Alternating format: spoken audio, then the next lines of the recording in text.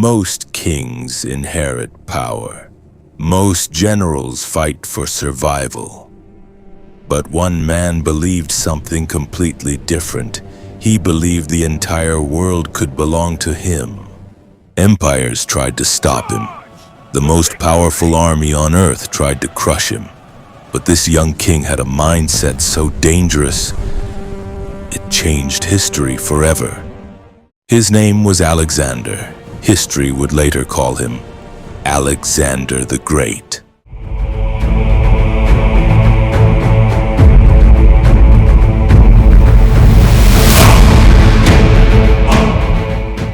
The story of the world's greatest conqueror did not begin with an empire.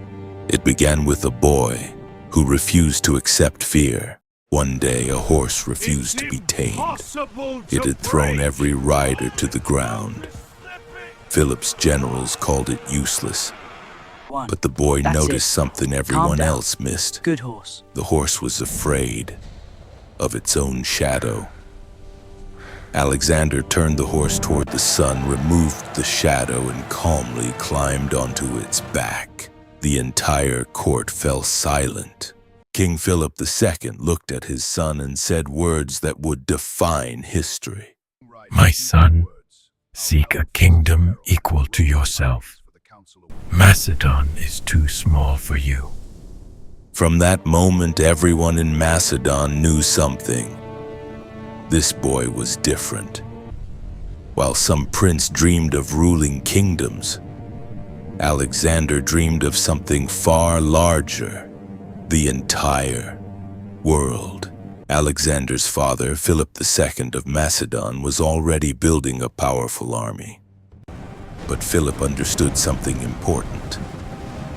A sword can win battles, but a mind wins empires. So he hired one of the greatest philosophers in history to teach his son. That teacher was Aristotle. For years, Aristotle trained Alexander's mind, history, philosophy, science, strategy. But most importantly, Aristotle taught Alexander to question limits. Alexander became obsessed with the stories of one legendary warrior, the hero of the Trojan War, the unstoppable Achilles.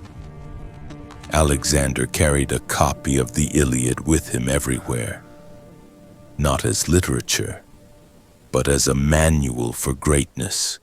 Then everything changed. In 336 BC, Alexander's father was assassinated. The empire suddenly had a 20-year-old king. Enemies across Greece celebrated. They believed the Macedonian Empire would collapse overnight. They had underestimated the boy. Rebellions erupted immediately. City after city tried to break free. But Alexander moved faster than anyone expected. Armies marched, rebels fell, and one city made a fatal mistake. The city of Thebes openly rebelled. Alexander responded with brutal clarity. The city was destroyed completely. It was not revenge. It was a message. The young king was not weak. With Greece united under his rule, Alexander turned his attention toward the greatest prize on earth, the massive Persian Empire. It stretched across continents. It controlled unimaginable wealth, and it was ruled by Darius III. Most kings would fear such an enemy, but Alexander saw something else. Opportunity. In 334 BC, Alexander crossed into Asia. His army was only 40,000 men. The Persian Empire could summon hundreds of thousands.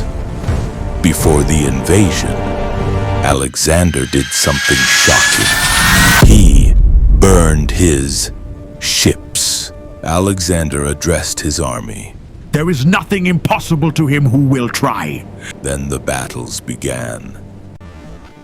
At the Battle of Issus, Alexander faced the Persian king himself. The Persian army was enormous, but Alexander didn't attack the army. He attacked the king the moment Alexander broke through. Panic spread through the Persian ranks. King Darius fled, and when a king runs, an empire collapses. Victory followed victory. Cities surrendered, armies fell. Alexander marched through Egypt, where the people welcomed him as a liberator. They even declared him a living god. Here, Alexander built one of the greatest cities in history, Alexandria. It would become one of the greatest centers of knowledge in the ancient world. But Alexander wasn't finished. His army kept marching. Further, further, further. For nearly 10 years, Alexander's army marched across deserts, mountains, and battlefields. They traveled more than 11,000 miles.